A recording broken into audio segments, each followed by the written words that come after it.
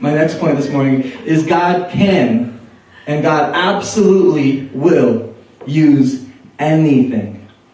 God can and God absolutely will use anything. Sometimes the things that you hold in your hands that seem so important are the very things that God has destined for greatness. You stop and think about the different people in the Bible. You think about the disciples. What did they have in their hand? Fishing nets. What did Jesus say when he met them? We make you fishers of men. You mean to tell me that we can use our past and our history of catching things that didn't want to be caught and use that for God? Absolutely. God is very interested in what is in your hand this morning, church. What is in your hand? What abilities do you have? You think about those fishing nets. You think about David's sling. As a young boy out in that field with a sling, hitting wild cougars and bears, oh my. And he's attacking them all. And he has this little sling in his hand. Do you think for a moment that he stopped and thought, this is going to be the instrument that God is going to propel me towards the throne from? This is going to be the instrument that God is going to use to slay giants? It was a children's toy. But God was very interested in what was in David's hands. You think about the widow's mite. You think about any story in the Bible of these small, meaningless, insignificant things, and God stopped for a moment. He paused time and he drew somebody out and he said, what is in your hand? If you will give it to me and allow me to use it, I will use it to accomplish great things. God is so interested in what is in your hand.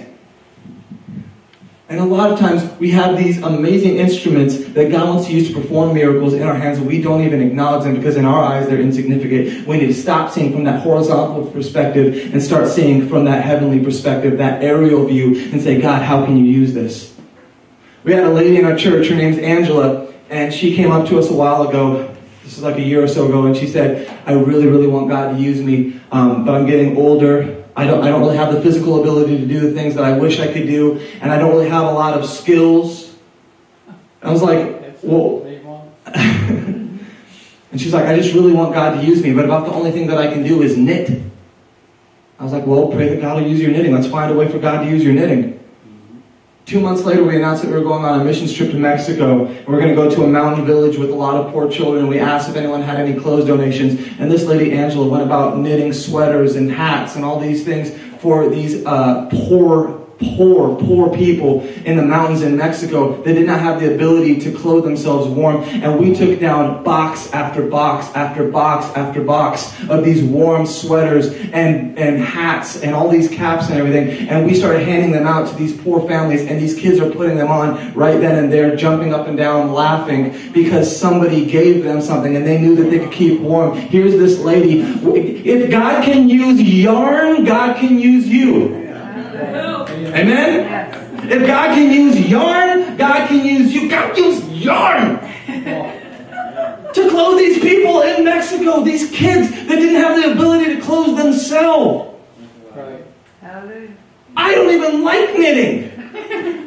When she came up to me, she's like, all I can do is knit. I'm like, good luck for you, sister. God bless you. Maybe he'll give you something useful. I'm trying to be like positive, like, oh, God can use that. And in my mind, I'm like, yeah, right. But God found a way. God found a way with yarn, with knitting.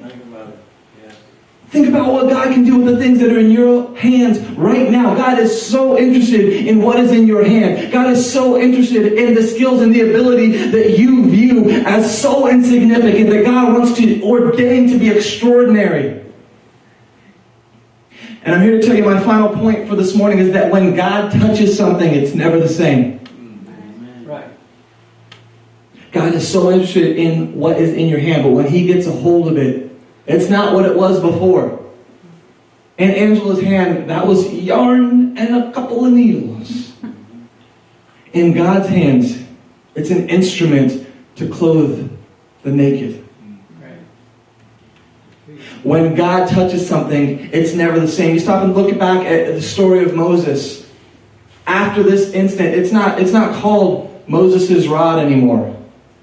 It's not called Moses' staff. It's called God's rod, or the rod of the Lord. If you look through the rest of the scriptures, the name of the stick changes. The name of the stick changes because God is so mighty that when he gets hold of an inanimate object, it takes on a legacy of its own. Isn't that amazing? Isn't that amazing? When God touches something, it's never the same. Who could make something great out of a shepherd's staff other than God? But God touches it, and all of a sudden, the purpose, the destiny, the capability of even an inanimate piece of wood carved from a tree, used for sheep, is now an instrument of miracles. Its name changes. Its purpose changes. And if God can touch an inanimate object and change its name, and change its purpose, and change its destiny, how much more so can God get a hold of your life and give you a new name and a new purpose and a new destiny? Are you with me this morning, church?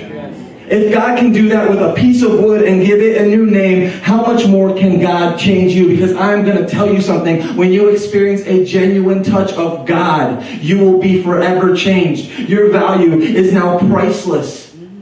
Your purpose is now significant. Your destiny is greater than anything it was before God got a hold of you. Because once God touches something, it's never the same.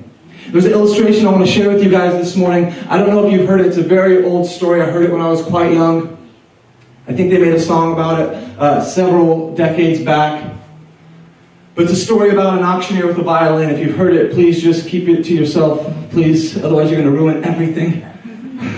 But I want to share this story with you guys. And if you've heard it, just act like you haven't. Just close your eyes with me and say, I've never heard this one before. Daniel, tell me. But there was a wealthy man who had passed away, and they were auctioning off his estate, auctioning off all of his possessions, and so they had the auction set up for the entire day. And they were auctioning off different things, and if you've ever been to one before, you know that some things sell for a lot of money, some things sell for very little. It all depends on what somebody's willing to pay for it, doesn't it? You see a piece of junk go for $1,000 because somebody saw some value in it. Or you'll see something very incredibly valuable go for nothing because nobody saw any purpose in it. And so they're in this auction house and they're auctioning off all of these items and all of these possessions, these things that this man had spent a lifetime accruing. And they're going, and at the end of the day, they get down to the last few items. And the auctioneer looks on the table, and what is left for him to sell is this old, dusty, beaten, worn violin. And so he picks up this violin, and he looks at it, and he's like, it's not going to do much. It's not going to get a good vibe. And the auctioneer is very good about assessing the value of something. He's like, maybe I could get $5 out of this thing. Maybe. It's pretty beaten up, and I'm tired. I just want to go home. So he walks up to the front, and he holds up this violin. He says, ladies and gentlemen, we have a loved violin for auction this morning. It's been used, needs some TLC. Would anybody like to start the bidding at $5? Anybody? $5 for this violin. It's vintage, it's old. Anybody? It's an antique. $5. Anybody? $4. Well, I'm going to take this violin for $4. $3. Anybody? Anybody at all? You want to take this violin? $3. Okay, fine, $2. Am I going to have to pay you guys? Does anybody want this violin? I can't keep it here. It's got to go.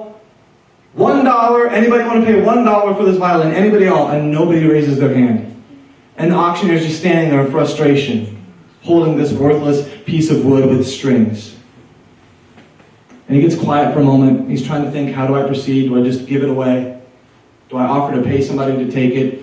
Do I tie a burrito to it? Maybe it'll go quicker. I don't know. And as he's sitting there in silence, an old gentleman in the back slowly stands to his feet and starts making his way down the aisle towards the auctioneer with the violin. People start to look at him with puzzled expressions. What's this guy doing? Is he confused? Does he not know where he's at? Sometimes that happens to me, I understand. He starts making his way up to the front.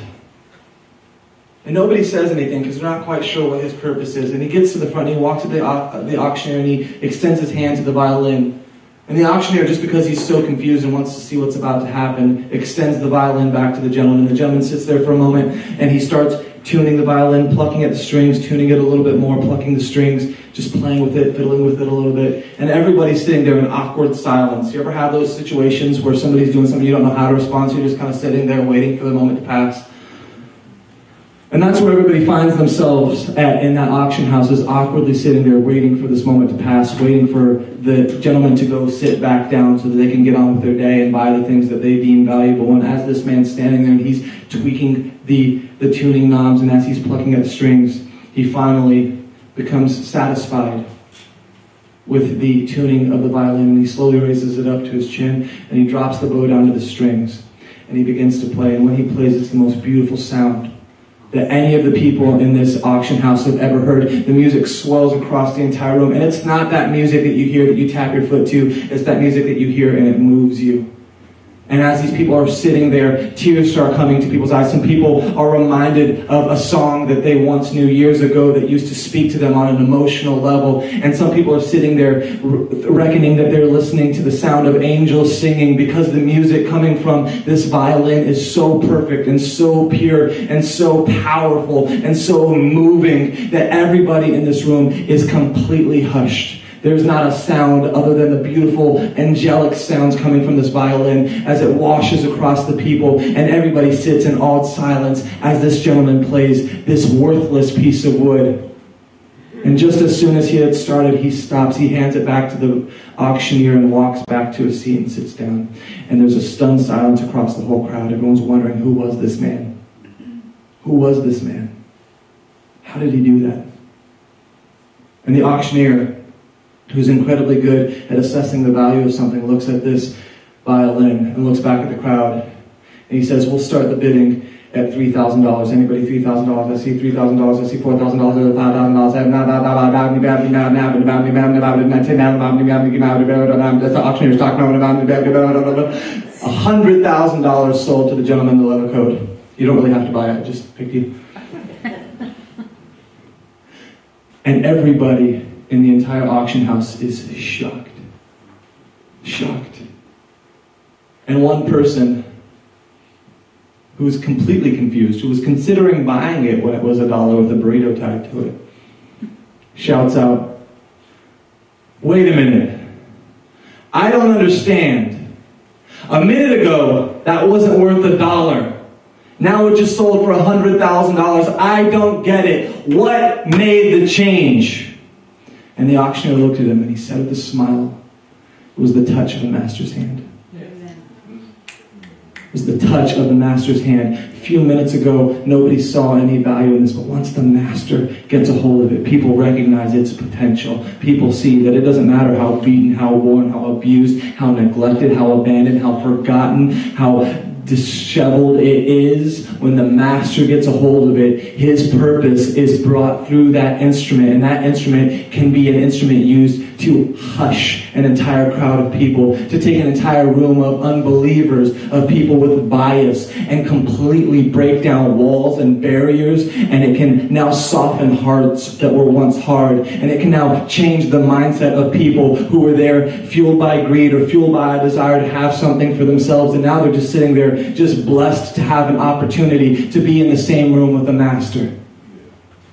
Once the master gets a hold of something, I'm going to tell you something, church, it is never the same.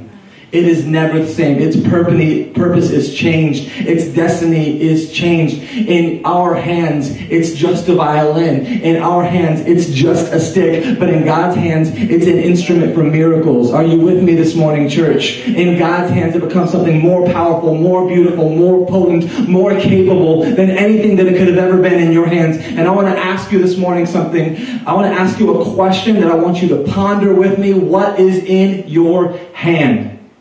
What is in your hand? What does your staff look like? Is it a relationship you have? Is it a location that God has placed you in? Is it a talent? Is it an ability? Is it anything? Is it even your time? What is in your hand that God wants to destine for greatness, that God wants to use to accomplish His will and His purpose and His plan? If you'll stop being Moses for 5 seconds, if you'll stop making excuses, if you'll stop looking at the outward condition and you'll start looking at it at the heart, the way that God sees something, and you start having His perspective and His viewpoint, what is in your hand? What do we have that we are not using or allowing God to use? And what could God do with it if we let Him?